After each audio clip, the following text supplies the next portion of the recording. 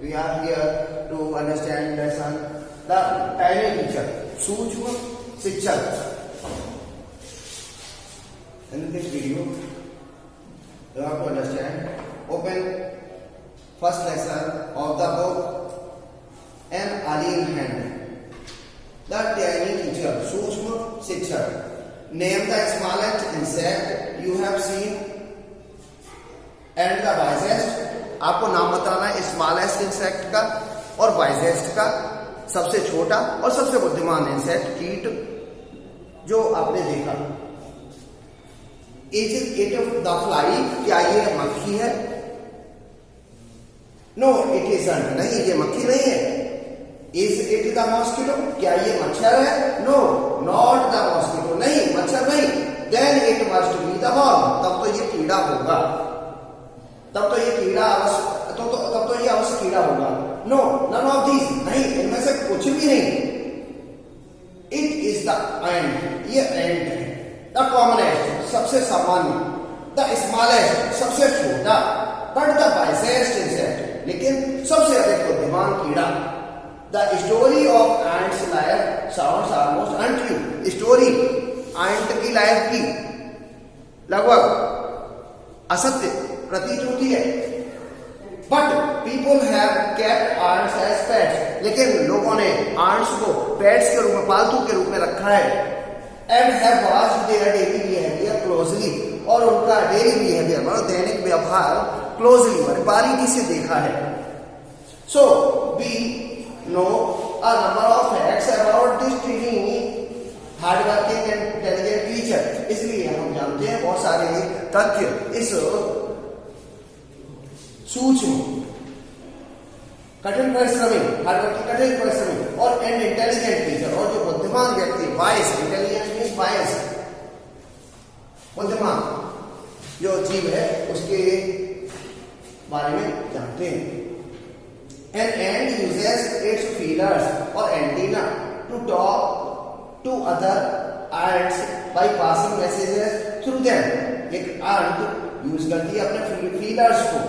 Feelers means organs in certain insects for touching. Organs खास कीड़ों में टचिंग के लिए होते हैं, उन्हें फीलर्स होते हैं, स्पर्शन. एक एंट अपने फीलर्स को यूज करती है या एंटीना को, इसी को एंटीना बोलते हैं. To talk to other ants by passing messages through them. उनसे बात करके मैसेज उनके द्वारा भेजना. आंट फीलर्स का यूज करती है बात करने के लिए अन्य चीटियों से अपने मैसेज फीलर्स के द्वारा भेज पाएंगे. Watch a row of ants moving up और डाउन द हॉल. एक कतार देखिए एंट्स की ऊपर नीचे जाती हुई दीवार से. Each ant greets all the other coming from the opposite direction by touching their feelers. Her ant सम्मान करती है, अभिवादन करती है एक दूसरे का अपोजिट डायरेक्शन से जो आती है उसका अपने फीलर्स को स्पर्श करा के. There are many kinds of ants. बहुत सारे प्रकार की ants होती हैं. The commonest among them are the black or red ones. उनमें से सबसे कॉमन होती है ब्लैक या red. We have seen them since we were children. हमने उनको देखा है जब से हम बच्चे थे. But haven't paid enough attention to them. लेकिन अधिक उन पर ध्यान नहीं दिया. Where do they live? वो कहाँ रहती हैं? In their comfortable homes called nests. अपने आरामदायक घरों में जिन्हें nests कहते हैं, और ant hills या फिर ant hills कहते हैं. ant hills क्या? Ants home below soil surface. मिट्टी के धरातल के नीचे चींटियों के घर होते हैं, उन्हें एंट हिल्स बोलते हैं या नेस्ट भी होते हैं. नेस्ट में वो अपने एंट हिल्स में बड़े कंफर्टेबल रहते हैं. कंफर्टेबल मींस आराम से. Each has hundreds of little rooms and passages. प्रत्येक के सैकड़ों कमरे और मार्ग होते हैं. In some of these rooms, the queen ant lays eggs. इनमें से कुछ कमरों में क्वीन आंट्स अंडे देती हैं। Others are nurseries for the young ones called grubs. अन्य नर्सरीज होती हैं और साला की तरह यंग वंस के लिए जिन्हें ग्रब्स बोलते हैं। ग्रब क्या? Young form of insect like worm, छोटा अवस्था कीड़ों की, कीटों का कीड़ा का काल रूप grub.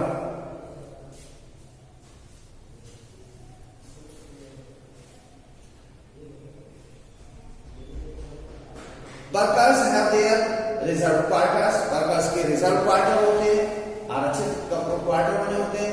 They spend most of their time searching for food. वे अपना अधिकांश समय फूड की तलाश में गुजारती हैं।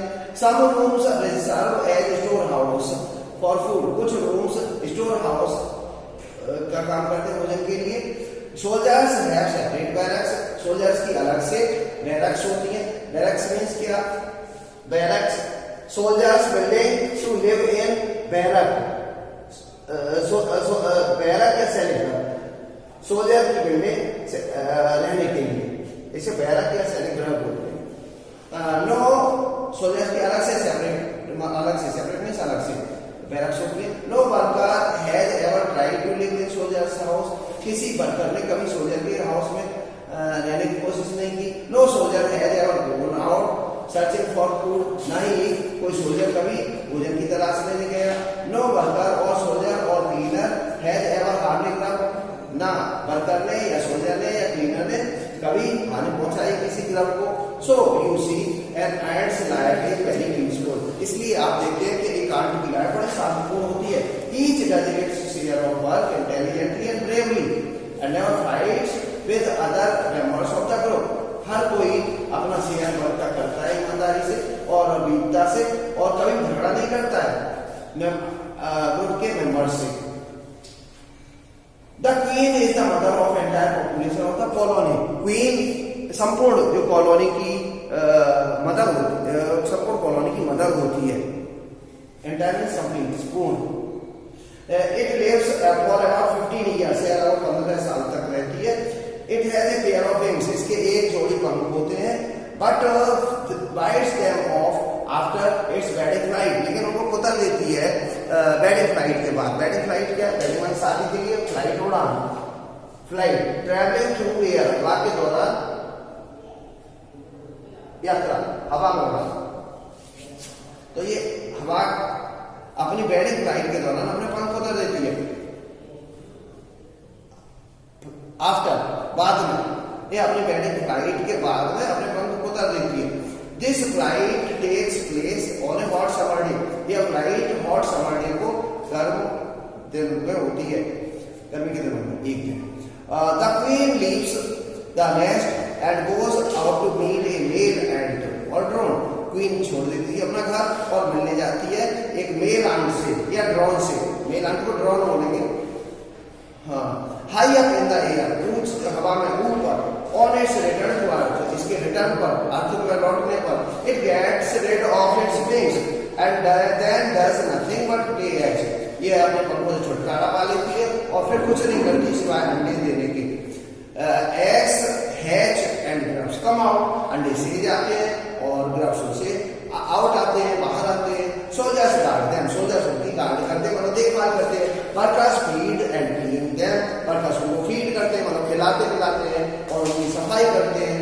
And also carry them about daily for airing, exercise and sunshine.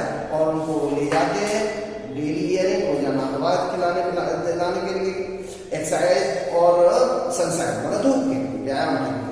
2 or 3 weeks later grubs becomes cocoon। 2 या 3 सप्ताह बाद ग्रब्स कोकून बन जाते हैं।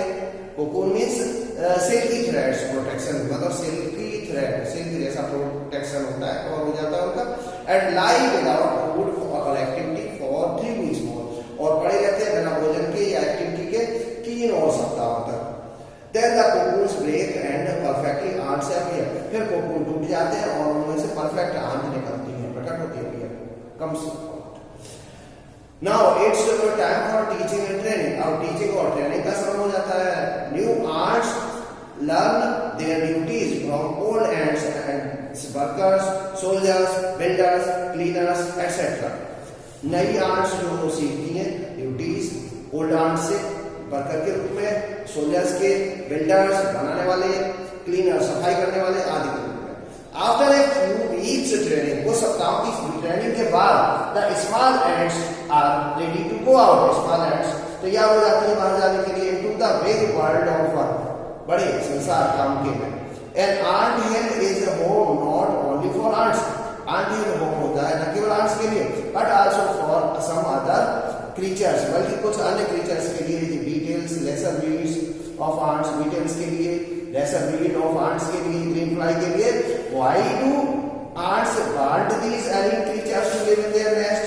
क्यों आंट्स चाहती हैं विदेशी प्राणियों को अपने घोंसलों में? फॉर सेवरल रीजंस, कई कारणों से.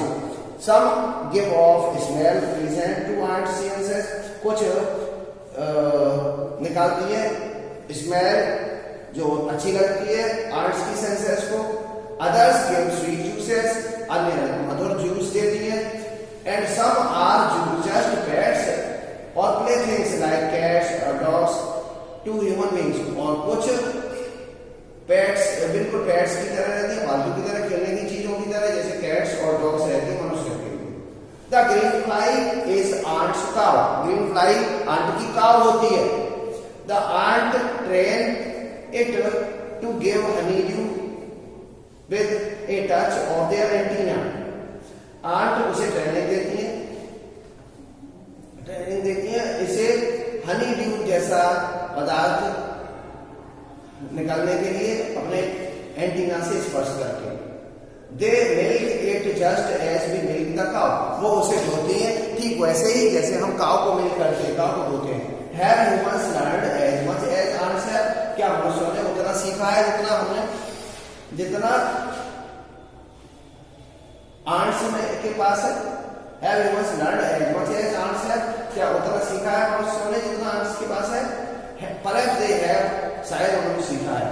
But they haven't put their learning to good use. लेकिन उन्होंने अपनी लर्निंग को ठीक यूज में नहीं किया है, ठीक से यूज नहीं किया है. They may still learn a few basic things from this tiny teacher. उन्हें इन सूक्ष्म टीचर से, शिक्षक से कुछ सबक सीखना है, कुछ चीजें सीखनी है. हार्ड वर्क, कठिन परिश्रम, sense of duty and discipline, कर्तव्यपरायणता की भावना और अनुशासन की भावना. क्लीनलीनेस, सफाई, care for the young ones, अपने छोटों की केयर करना. एंड एबव ऑल, और सबसे ऊपर, a firm loyalty to the land where they live. एक दृढ़ वफादारी, लॉयल्टी मींस वफादारी, फेथफुलनेस टू द लैंड, जमीन के लिए जहां वो रहती है. Okay, bye, thank you.